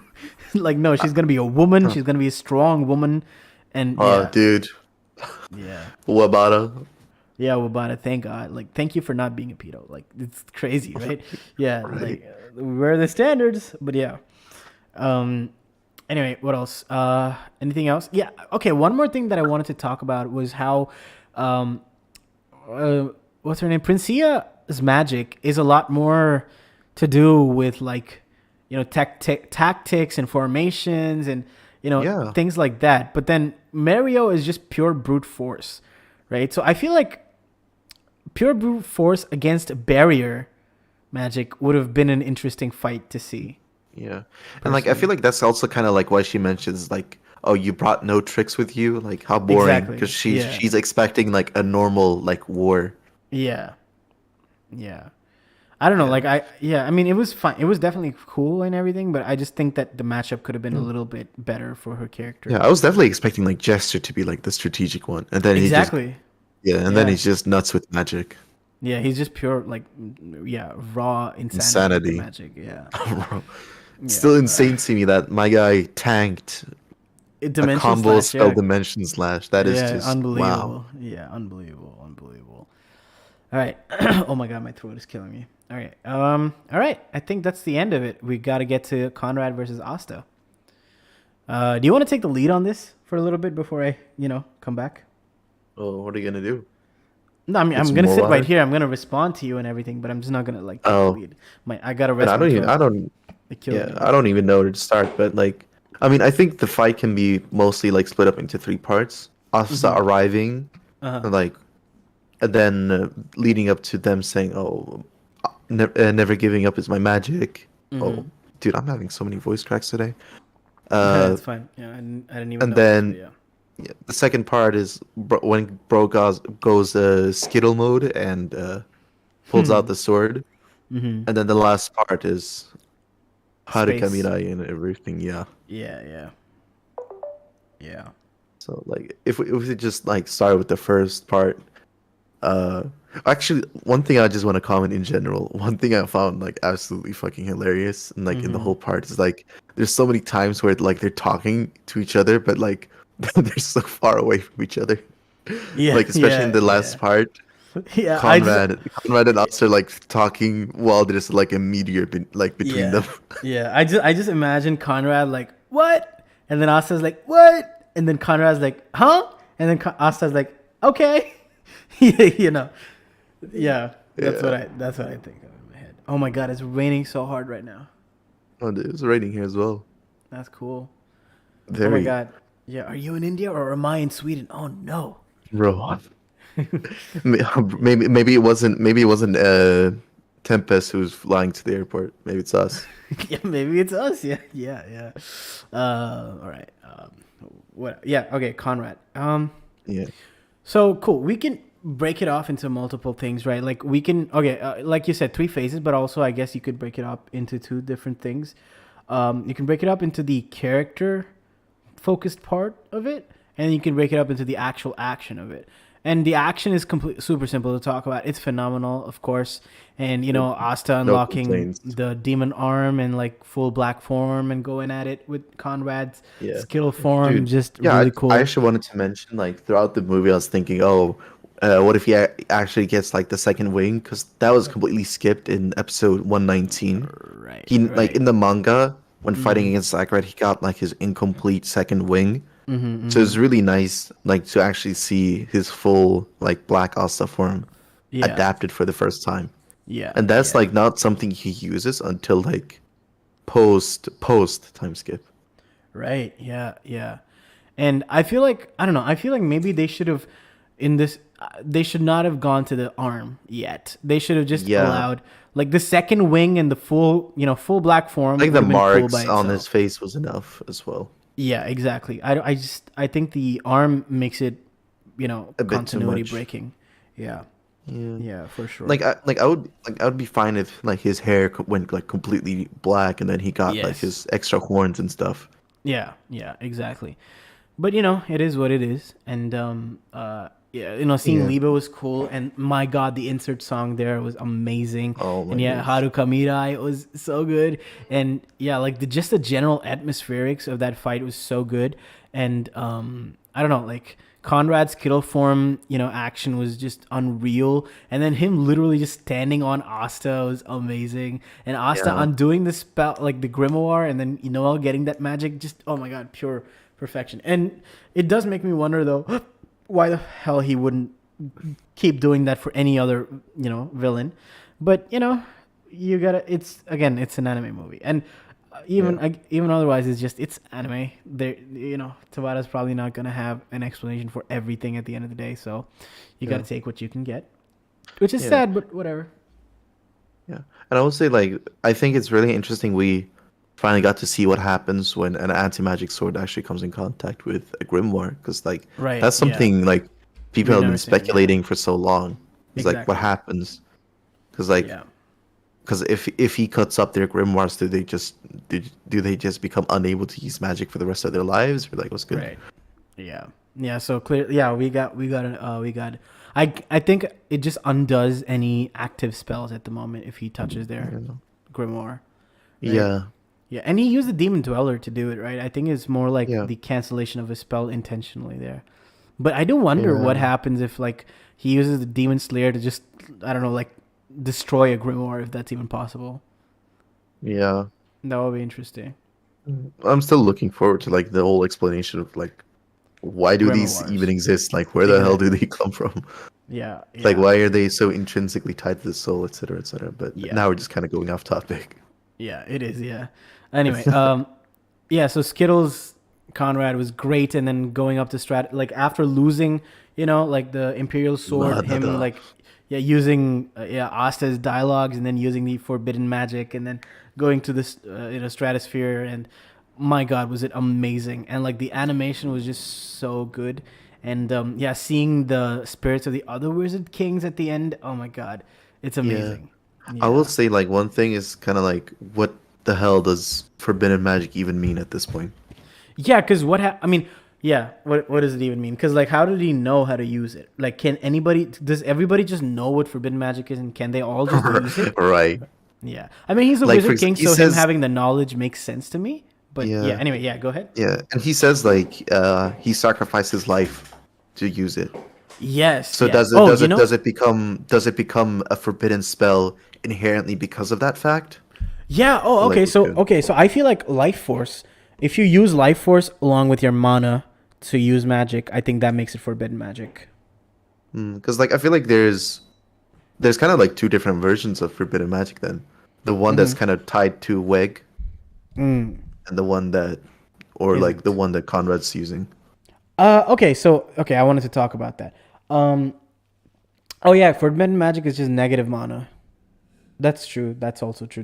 Negative magic that the devils use. And like thing is, if it was like inspired by some like devil stuff, like I think the link isn't too impossible to make because like I mentioned it before. He's using like those little devil creatures, but at the same time, people are saying, Yeah. "Oh, it could be like poison magic." Poison magic, yeah. Because Yeah. like Tempest said, the effect on his face is like as the result of poison. So Yeah, it's not. The thing is, like at the same time, the movie has changed like how a lot of the effects look from the anime to like the movie. So like them doing something different. Like for example, all the auras and stuff. It's not too insane to imagine that. right, yeah. Yeah. So anyway, what I was talking about with Conrad's forbidden magic was, I was also confused initially. It was like, why the hell does he not have, Weg? But then I realized he's bleeding through his eye. So Weg might not necessarily be just horns, right? Because Nero got turned into a bird, and like crazy, like I don't think the consequences of using forbidden magic is ever set in stone, and it changes because you turn into a demon, you turn into a bird,